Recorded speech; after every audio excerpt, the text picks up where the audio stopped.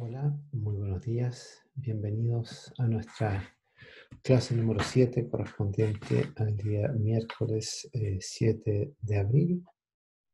Hoy día vamos a estar hablando de distintos aspectos vinculados a la ingeniería matemática. En particular, vamos a estar hablando de un aspecto que me parece fundamental en la historia de la evolución de las ideas, y esta es la idea de las heridas narcisistas y cómo la ingeniería ha ocupado un rol fundamental en ir derribando ciertos mitos que han ido apareciendo en las distintas etapas de nuestra historia evolutiva. Entonces, para comenzar con lo que ya es tradicional, me gustaría partir con una frase nuevamente de Simon Sinek, que nos dice que trabajar duro por algo por lo cual nosotros no nos interesa se llama estrés. Trabajar duro por algo que amamos se llama pasión. O sea, en ambos casos hay un trabajo duro por algo que no nos interesa, ¿cierto? Se llama estrés. Y ese trabajo duro por algo que amamos o que nos interesa intelectualmente se llama pasión. En ese sentido es un trabajo duro menos sufrido, digamos, ¿no? Em, es un trabajo hecho con pasión, ¿cierto? Justamente esa es la palabra que lo ocupa. En vez de estar constantemente estresado, que tengo esto, que me pasa esto, uno siempre va buscando excusas. Bueno, esa es una buena señal, una invitación a la propiocepción de, bueno, tal vez este lugar es inadecuado para mi desarrollo. Bueno, pasamos ya más propiamente tal a lo que van a ser las 4 heridas narcisistas, muy informadas por la ciencia y la ingeniería. Les voy a estar hablando de Nicolás Copérnico, de Darwin, de Freud y de la inteligencia artificial. ¿A qué se refieren estas 4 heridas narcisistas? Son 4 heridas al ego del ser humano. A grandes rasgos les puedo decir que la idea de Nicolás Copérnico de situar al planeta Tierra, no al centro de el resto de los planetas que orbitan en torno a nosotros, y poner al Sol en el centro de nuestro sistema solar y a nosotros como un planeta más que gira en torno a él, ciertamente nos quita ese sitial privilegiado del que creíamos que estábamos. No somos el centro de nada, sino que somos un planeta más, dentro de una estrella más, dentro de una galaxia más. Sin duda que Copérnico no lo planteó así porque no existía ni la ciencia, ni la tecnología, ni la ingeniería en aquella época como para poder aseverar este tipo de afirmaciones, pero sin embargo ya es una primera herida, digamos, no estamos al centro de nada. La segunda herida narcisista, la vamos a estar viendo con un poco más de detalle, es Darwin, que en su teoría de la evolución nos enseña que no somos este ser tan especial, creado de imagen y semejanza de una deidad, sino más bien somos producto de la evolución, al igual que todo el resto de los seres vivientes. Freud, después, en ese sentido, claro, no somos una especie ni privilegiada ni nada, sin ir más lejos tenemos un sistema sensorial, un sistema nervioso muy similar al resto de los mamíferos y bueno, en general capacidades muy similares al resto de los animales. Ciertamente hay distinciones, pero en general no somos tan distintos. Freud nos dice que ese yo, ese, ese maestro de sí mismo, digamos, no es tan libre, no hay tal cosa como el libre albedrío, no al menos así como nosotros lo pensamos. Muchos de nuestros sufrimientos más profundos no radican en, en, en la mente consciente, sino que más bien radican en el inconsciente. Él crea un nuevo tipo de terapia para la época del psicoanálisis, justamente basado en que si yo no soy capaz de entrar en el subconsciente, no voy a estar curando la raíz de los problemas de naturaleza psicológica, de naturaleza psíquica, sino más bien voy a estar en la superficie del síntoma. Eh, Justamente ese descubrimiento de la mente inconsciente y el conjunto de fenómenos y eventos que viven en él, que van dándole forma a nuestra vida consciente, eh, es lo que él descubrió, digamos, desde el estudio riguroso de distintos pacientes, él es un médico psiquiatra. Y bueno, ¿en qué sentido esto es una herida narcisista? Justamente de que el ser humano, en particular el ser humano consciente, ese que toma decisiones, no es ni siquiera amo en su propia casa. ¿De qué se trata la cuarta herida narcisista? Ya de la inteligencia artificial, donde, bueno, este intelecto, este ser humano capaz de hablar idiomas, de recordar, de hacer, incluso de jugar ajedrez o hacer matemáticas de una manera única, no es tan así. Hoy día tenemos software, tenemos inteligencia artificial capaz de resolver ecuaciones que nosotros los humanos no somos capaces de resolver, son capaces de incluso jugar juegos como el ajedrez y ganarle incluso al campeón mundial, y no solo eso, sino que también ahora último al juego del Go, que es un juego que es más complejo que el ajedrez. En ese sentido, este ser humano ya ni siquiera es mejor que las máquinas, sino que las máquinas eventualmente pueden llegar a ser mejores que él, al menos en algunas tareas muy específicas, pero en algunas tareas que ya requieren de un nivel de sofisticación intelectual avanzado, como decía, como el ajedrez o manejar un auto, digamos, son cosas que creíamos que solo los seres humanos éramos capaces de hacer, y vamos a ver que este no es el caso. Entonces, bueno, recopilando o yendo más atrás a esta primera idea de Nicolás Copérnico, que nos quita ese rol central en el universo, ¿cierto? El universo gira en torno a nosotros somos el centro de este universo. Es una idea muy narcisista, ¿cierto? Nosotros los seres humanos estamos al centro de este universo y todo el resto gira en torno a nosotros.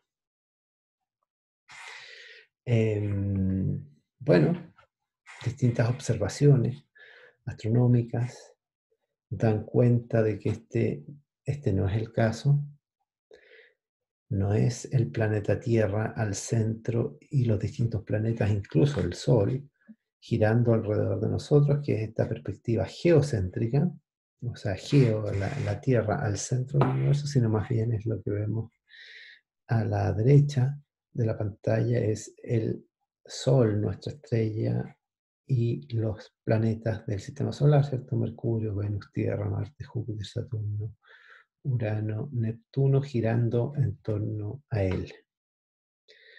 Y hay distinta evidencia científica que nos muestra que este efectivamente es el caso, y esto evidentemente se aceptó con bastante reticencia en la comunidad de la época, ¿cierto? Era una comunidad muy distinta a la que tenemos hoy día, ¿cierto? El clero ocupaba una situación, un,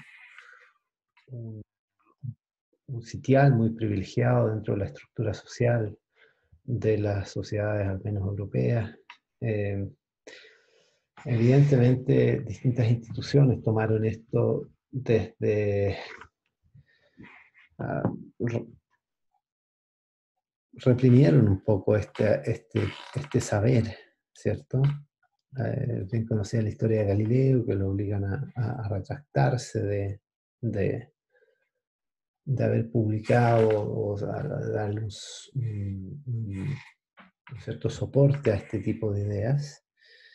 Y claramente yo creo que la sociedad de esa época no estaba preparada para perder este sitial dentro del, del inconsciente colectivo que reinaba en esa época, ¿cierto? Bueno, la segunda herida narcisista es eh, la que nos proporciona la teoría de Darwin, ¿cierto? Eh, ya no somos este hijo pródigo de Dios y de la creación, sino más bien somos una especie más en la vía de la evolución, ¿cierto? Y no un ser tan especial creado a su imagen y semejanza. Si bien es cierto, siguen habiendo incógnitas sobre la, en qué momento nace la vida en el universo. Hay poca duda de la teoría de la evolución de Darwin. Eh, Uno podría pensar, dentro de las concepciones erradas, ¿cierto?, de la teoría de Darwin es, bueno, ¿y por qué siguen habiendo monos, digamos? No es que los monos, no es que la teoría de la evolución vaya matando todo lo que hay arriba del árbol de evolución, sino más bien el mono sigue siendo mono y nosotros nos diferenciamos en algún momento. Y esa diferenciación eventualmente puede seguir para abajo.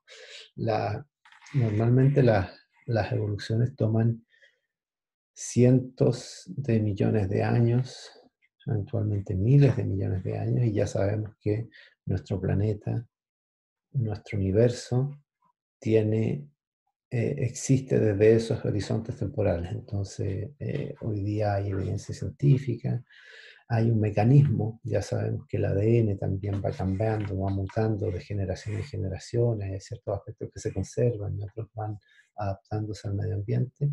En ese sentido, es una teoría hoy día ya ampliamente aceptada. Y evidentemente, junto con esta teoría, se pierde ese sitial del ser humano que ya no está en este planeta privilegiado, sino que tampoco es una especie privilegiada. Entonces podemos considerarla como una herida al narcisismo.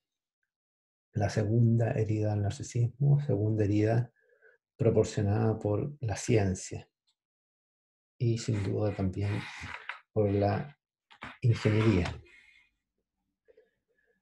Entonces, bueno, ¿cuáles son las implicancias de esto, cierto? Se pone en duda, ¿cierto?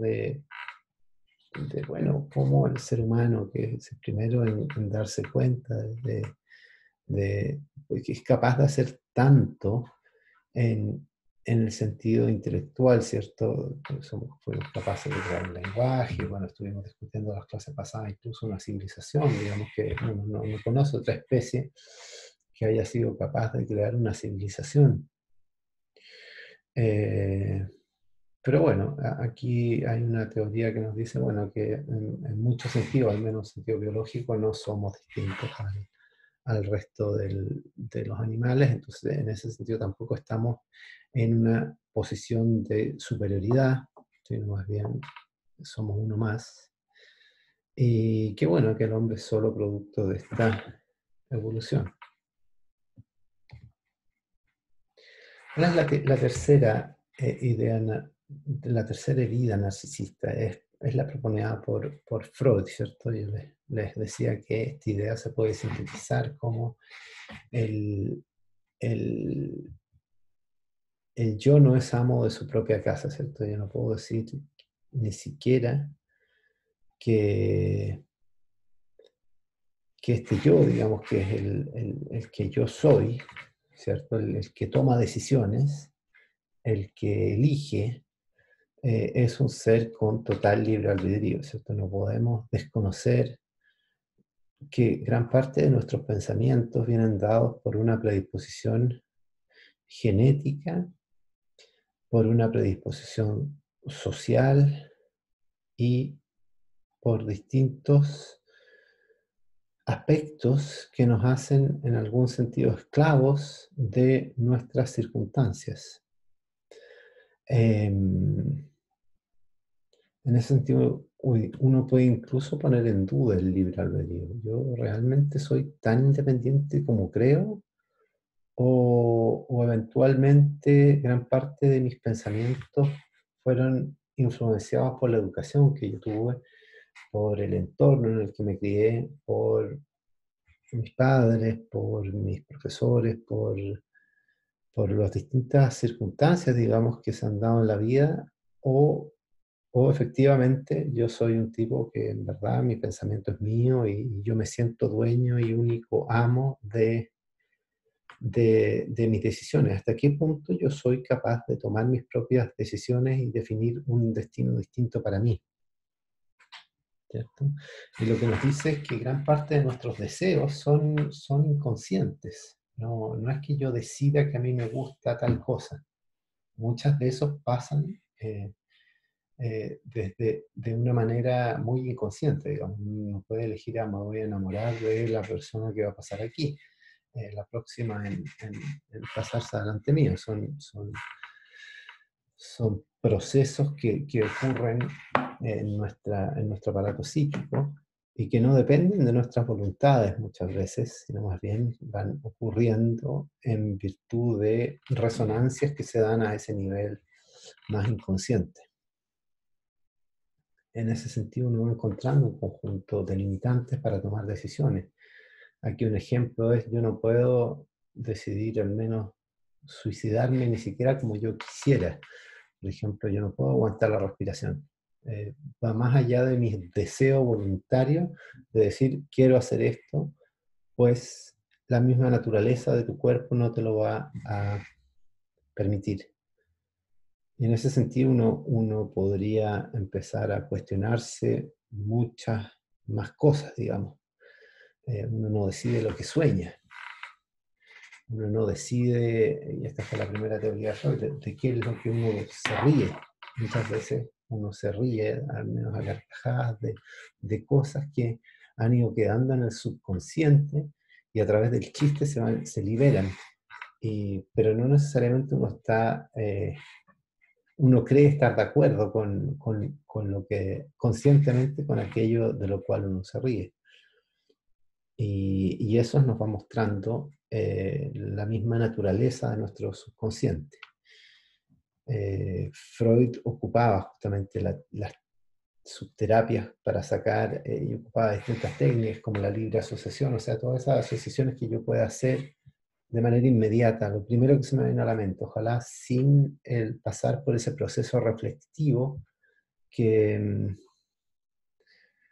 que es el más propio del procesamiento consciente. Entonces, lo que decía Freud es que, bueno, ahí no radica la raíz de tu problema, sino que más bien en el inconsciente. Entonces, para diagnosticar tu inconsciente, voy a diagnosticar tus sueños, voy a diagnosticar justamente estas libres asociaciones, voy a ver de qué te ríes de manera espontánea, y en ese sentido voy a estar analizando todo aquello que no pasa por ese proceso consciente, el cual se puede incluso manipular, sino más bien voy a estar operando al nivel de aquello que tú no controlas, porque ahí va a radicar tu verdadero yo, ¿cierto? En ese sentido, este approach es en invertir la fórmula de René Descartes, filósofo francés, que decía, pienso, luego existo. Y aquí es más bien, yo existo donde no pienso. Ahí radica tu verdadera existencia. Ciertamente son teorías que hoy día están eh, bastante elaboradas, digamos. Hoy día es claro que existe ese subconsciente, las técnicas del psicoanálisis en particular, su efectividad, siguen estando puestas a, siguen siendo controversiales y polémicas, pero el descubrimiento de Freud es un descubrimiento muy radical, muy innovador, muy certero y sin duda que también marca una herida narcisista en el sentido de que ese yo que es capaz de decidir, que es capaz de, de desear de manera deliberada, lo que nos muestra Freud es que no es el caso. Bueno, y la cuarta herida narcisista se puede vincular a la revolución que estamos viviendo en los últimos años de la inteligencia artificial, que, que bueno, también puede ser eh, sintetizada en la frase: los computadores pueden llegar a ser mejores, más inteligentes que los humanos en varias tareas. Sin duda no en todas. Ha habido un progreso en los últimos años y estamos viendo que la inteligencia artificial está abarcando cada vez más dominios que creíamos que eran muy propios del ser humano, están reemplazando a muchos seres humanos en distintas tareas, tareas que eventualmente antes eran más repetitivas, digamos, no había necesariamente que tener un humano ahí. Podríamos mencionar algunas, digamos, cierto, en los supermercados, antiguamente las cajeras tenían que anotar uno por uno, sumar con calculador y te decían un precio total. Hoy día eso lo hacen máquinas, digamos. Actualmente, antiguamente habían profesiones como por ejemplo ser ascensorista, era la persona que apretaba el número en el ascensor para llevar. Bueno, ese tipo de profesiones están destinadas a desaparecer. En Valparaíso seguimos teniendo sapos de micro, por ejemplo. Ese tipo de profesiones en Santiago antes eran comunes, ya no existen en Santiago, y también yo creo que están destinadas a ser reemplazadas o sea, la información que, que prestan estas personas es muy reemplazable por, por un sensor que te diga qué hora pasó o hace cuánto pasó la micro, ya sea de la compañía eh, competidora o de la misma compañía, y bueno, ahí ellos calcularán si lo conveniente es acelerar o retrasar la próxima partida. Y bueno, de esa manera podemos seguir sumando profesiones, ocupaciones más bien, que van a ir desapareciendo en el futuro. Y bueno, y justamente yo creo que era impensable de que el computador o la tecnología podía tener ese tipo de facultades, ¿cierto? Pero bueno, esto no es nada nuevo, ¿cierto? Ya sabíamos de la época de las calculadoras que estas máquinas muy primitivas con respecto a un computador que es capaz de conectarse a Zoom y a Internet y todo, pero ya una calculadora es mucho mejor que cualquier matemático profesional a la hora de hacer cálculos aritméticos sencillos. Entonces 985 por 527, raíz cuadrada de eso multiplicado por 47, no, no hay matemático, digamos, que... Bueno, hay un porcentaje de gente que tiene una capacidad muy particular con la aritmética, pero digamos que yo le confío mucho más yo que soy un matemático profesional,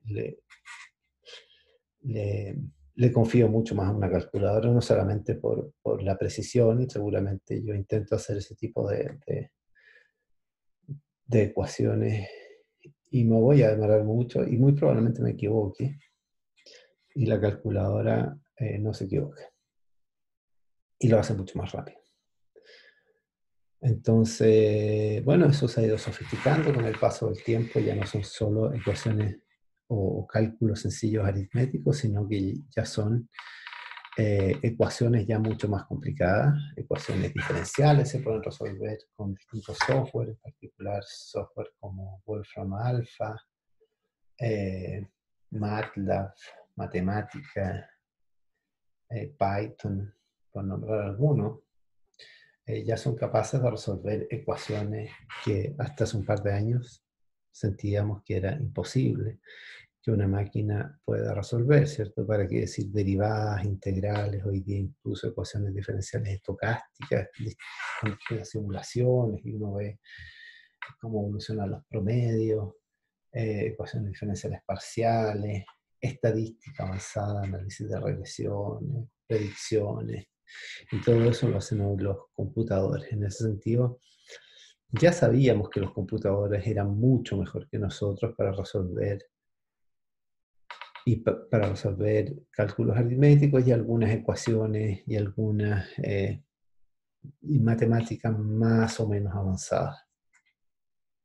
Todavía los computadores son incapaces de hacer demostraciones matemáticas eh, muy avanzadas, pero para allá va la cosa. No me extrañaría que en un par de años más, o tal vez un par de décadas más, aquí los horizontes temporales son más bien largos, pero ya tengamos computadores capaces de hacer pruebas matemáticas, pruebas de teoremas que aún no existen, digamos. Pero bueno, estábamos hablando de cálculos aritméticos, derivadas integrales, ecuaciones eh, no tan sofisticadas desde la perspectiva de la ingeniería. Pero ¿qué hay de una acción motora compleja como la conducción de un auto? Fíjense que uno dice, bueno, conducir un auto no lo puede hacer una calculadora y tampoco se resuelve haciendo cálculos aritméticos sencillos, sino que es una acción motora compleja, ¿cierto? Requiere tener una noción de espacio-tiempo muy precisa, saber la ubicación del resto de los autos, las velocidades relativas entre ellos, saber hasta dónde me puedo mover, izquierda, derecha, eh, tener controlada mi velocidad con respecto al resto del ecosistema que está variando, ¿cierto? Hay un sol, hay una autorruta, hay gente que está tocando la bocina, al frente hay un auto que pasa muy rápido por el lado, hay una bicicleta eventualmente a la izquierda, hay una luz roja, hay una luz verde, hay un paso de cebra, es muy, muy dinámico, digamos. ¿Cómo es un tipo de acción tan tremendamente complejo que yo nunca voy a terminar de darle las instrucciones precisas de qué hacer en cada momento? Porque es tan impredecible lo que puede pasar que la lista que tendría que darle al computador que resuelva estos problemas sería tan larga que ya no sería ni siquiera eficiente.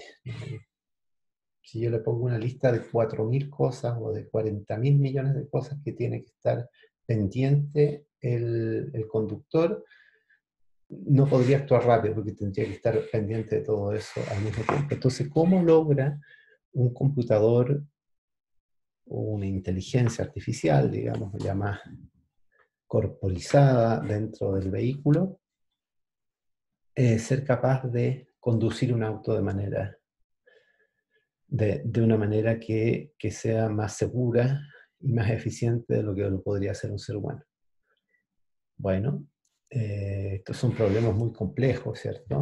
De la inteligencia artificial, pero son computadores, pero son sistemas conectados a Internet, entonces están monitoreando un conjunto de variables, están haciendo un conjunto de cálculos para ver cuál es la velocidad que me tiene más seguro a mí y más seguro al entorno. Están pendientes de los cambios de luminosidad del entorno para ver si tienen que prender las luces o apagarlas. En fin, es un logro de la ingeniería y nuevamente, ¿por qué esto es un herido narcisista? Porque bueno, hoy día estos sistemas son capaces de conducir mejor que nosotros. O sea, tareas que creíamos que eran tan tremendamente complejas y que solo el ser humano era capaz de realizarlas, hoy día sabemos que hay sistemas que son capaces de hacerlo mejor que nosotros. En algún sentido esto es una buena noticia, yo creo, para el narcisismo y el ego del ser humano, porque en algún sentido es el mismo humano el que creó estos sistemas, ¿cierto? Pero, pero bueno, es un conjunto muy chiquitito de humanos que generan un sistema que es capaz de ganarle a todos los humanos. En ese sentido también podríamos verlo como una herida narcisista. Eh, bueno, entonces, bueno, ciertos aspectos de nuestra inteligencia pueden ser simulados o emulados por un computador. Y tal vez uno de los eventos más interesantes de la inteligencia artificial ocurrió hacia fines del 2017. Una empresa británica con base en Londres llamada DeepMind presentó un software llamado AlphaZero, que es capaz de aprender a jugar desde cero, o sea, solo se le dan las reglas y empieza a jugar contra sí mismo, crea dos versiones de jugadores en el juego, y al principio empieza a hacer movimientos aleatorios, por ejemplo, en el ajedrez, siempre dentro de las reglas. Y en algún momento gana un jugador. Y ese jugador va a ser ahora el maestro en algún sentido y va a jugar contra otro jugador. Y el que gana va a pasar a ser el maestro. Y así, cada vez que gana uno, va a pasar a ser el maestro. Bueno, en algún sentido no es tan literalmente así, pero ese tipo de programación se llama reinforcement learning, como aprendizaje por reforzamiento. Entonces se juega mucho, va aprendiendo una técnica, algo, esta técnica se emula y así va haciendo que estos dos jugadores virtuales vayan aprendiendo el uno del otro, y de esa manera, si los hagamos jugar cientos de miles de millones de veces, finalmente el nivel al cual van a llegar estos dos jugadores es tan alto que podrían llegar a competirle a los mejores del mundo. Esto es lo que se llama redes neuronales profundas, esta técnica. Y bueno, o sea, está en el contexto de las redes neuronales profundas o las Deep Neural Networks. Y bueno, funciona más o menos como les contaba recién. Entonces ahora les quería mostrar un ejemplo de cómo estas redes neuronales profundas son capaces de aprender. Les voy a mostrar un juego mucho más sencillo que el ajedrez, mucho más sencillo que el Go, pero espero que ilustre el punto al que quiero llegar. Este es un juego de Atari muy famoso en los años 80, que es como un frontón, ustedes van a ver. Entonces aquí hay solo una regla, digamos, que es tratar de hacer rebotar la pelota. Entonces, al principio el computador es muy malo, después de 10 minutos de entrenamiento, de 10 minutos de súper entrenamiento, va muy rápido esto, o sea, 10 minutos, no es 10 minutos de jugar, es equivalente a, no sé, 24 horas de jugar. Y después de 24 horas de jugar ya hace eso, ya lo hace como un niño de, no sé, yo tengo un hijo de 5 años, yo creo que sería más o menos eso. Después de 120 minutos, bueno, ya lo hace como un jugador experto, digamos, un adulto ya muy capaz de... Esto va muy rápido, ¿eh? Entonces ya un experto, o sea, ya un profesional de esto. Pero fíjense que no hace nada tan genial, digamos, es solo capaz de rebotar.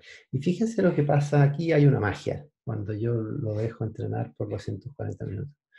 Fíjense que no solo es tremendamente experto a la hora de hacer rebotar la pelota, sino que está haciendo una estrategia, está tratando de hacer un orificio en el extremo izquierdo, fíjense.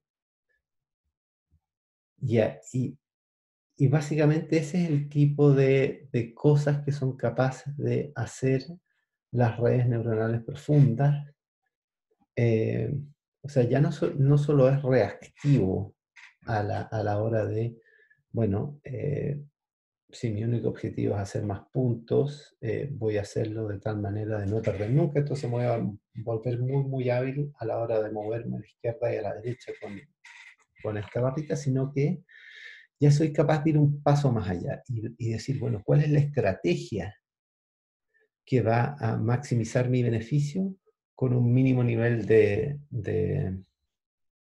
desgaste en algún sentido, de mayor seguridad? Porque fíjense, cuando paso arriba de esta barrera, estoy haciendo puntos de manera segura.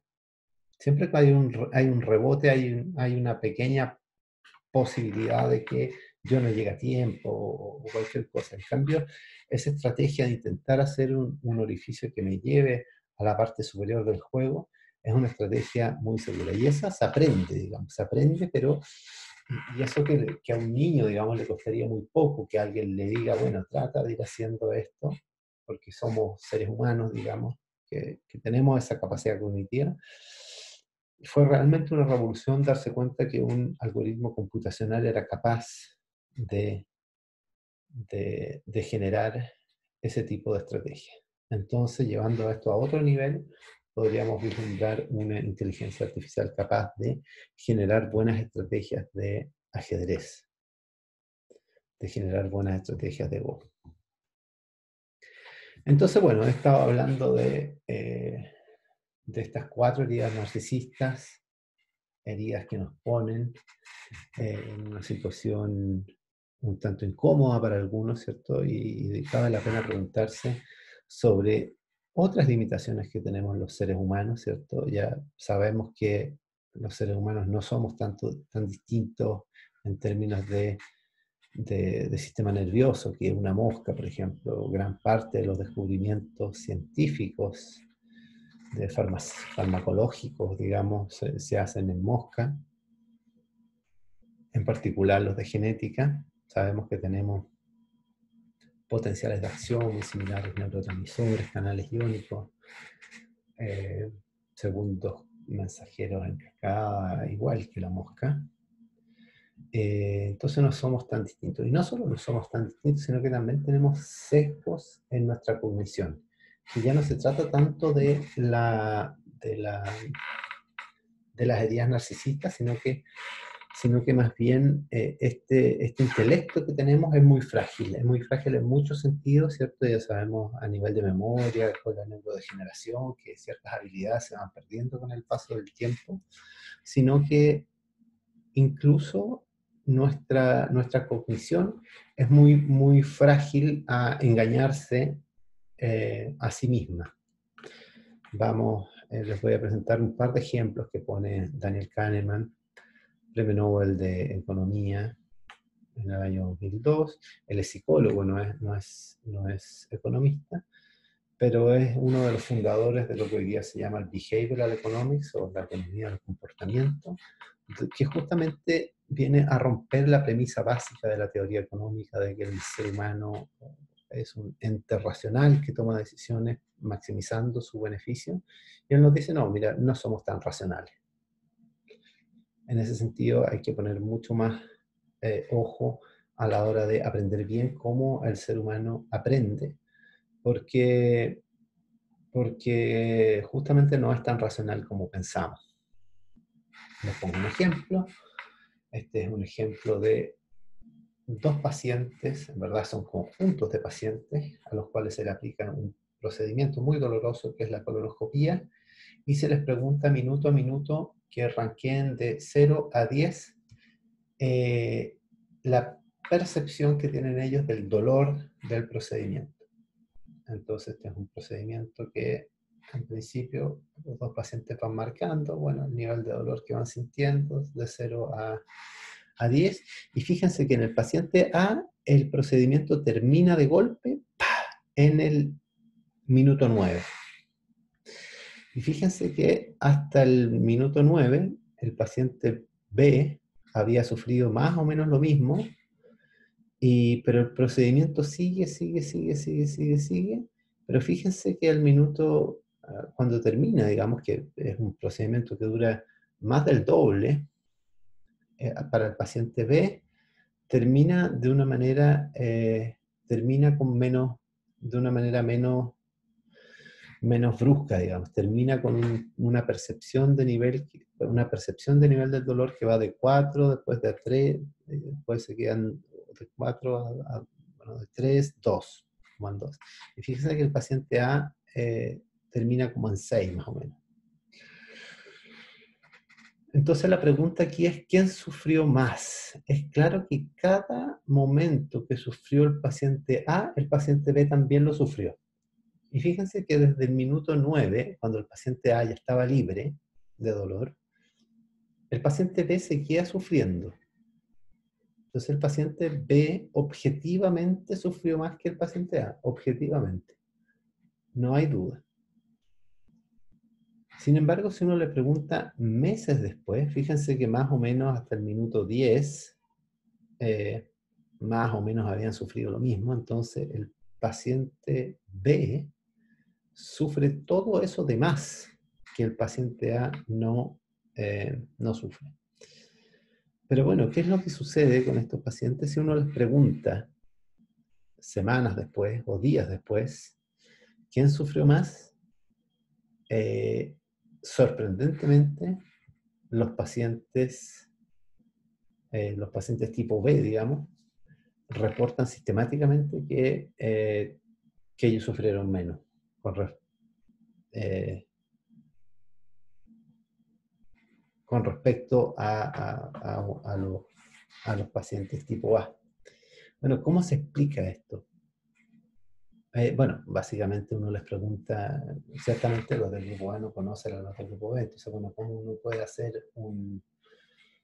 una evaluación justa?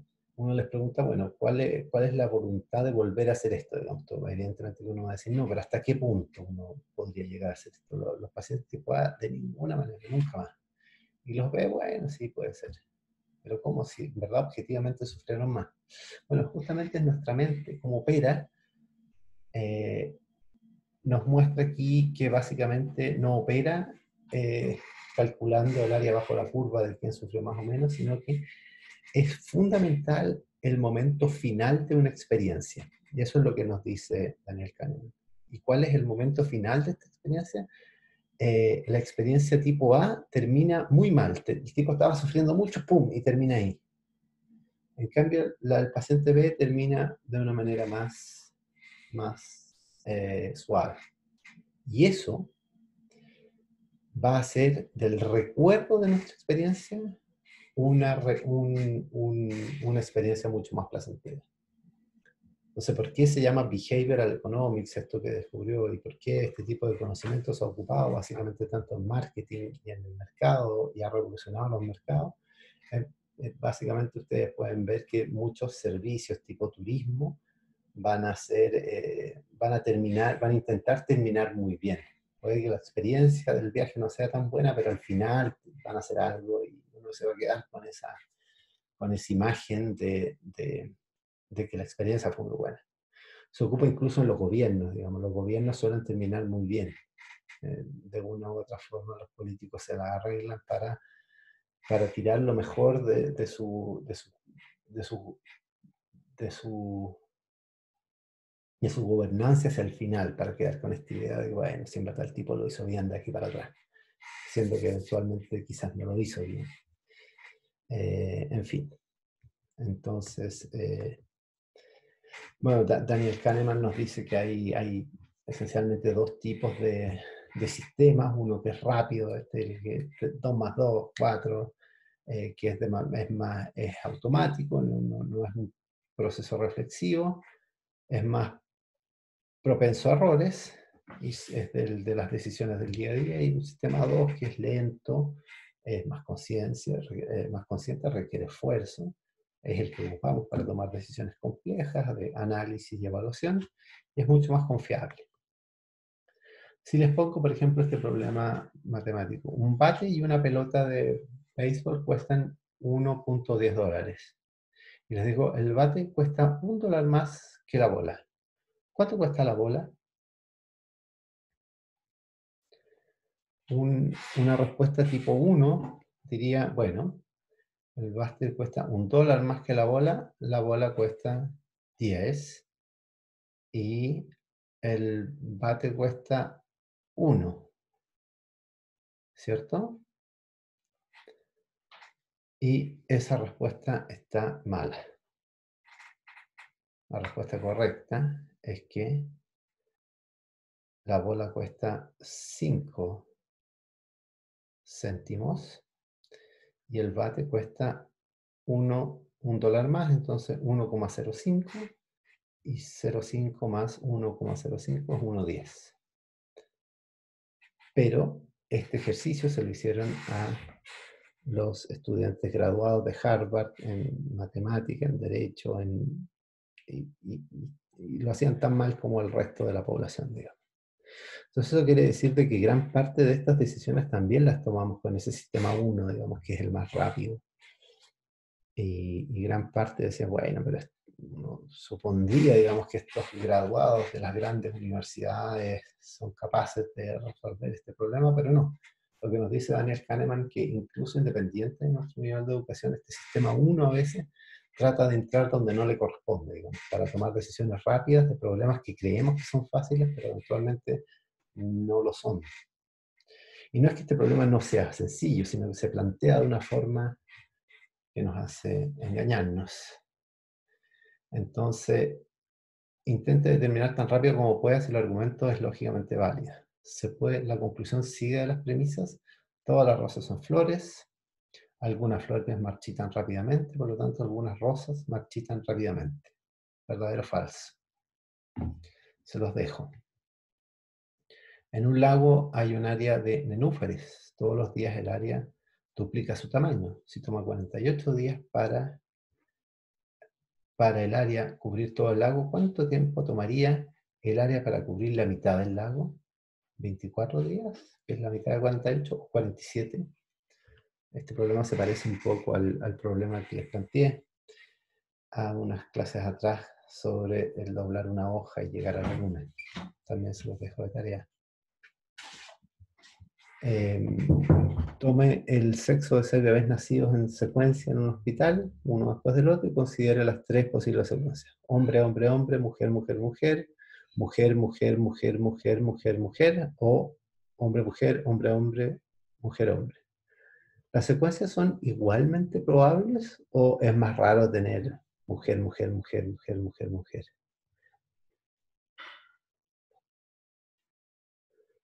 Es una muy buena pregunta, porque uno dice, bueno, si tuviste 6 mujeres, es muy poco probable, digamos.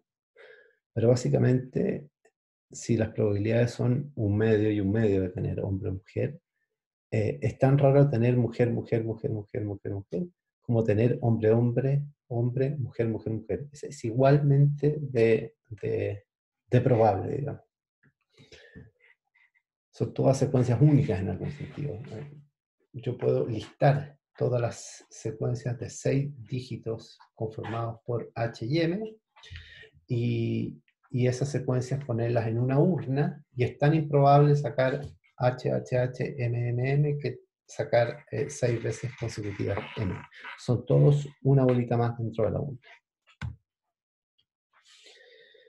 Y bueno, les voy a dejar otros de tarea, me parece que son importantes que las vean. Todas, y vayamos progresando de esta forma.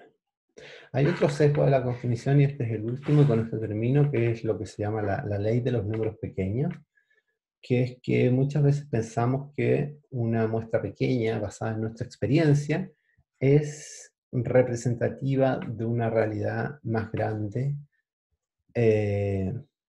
Y bueno, basado en nuestra experiencia muchas veces juzgamos cuál es la realidad de un fenómeno.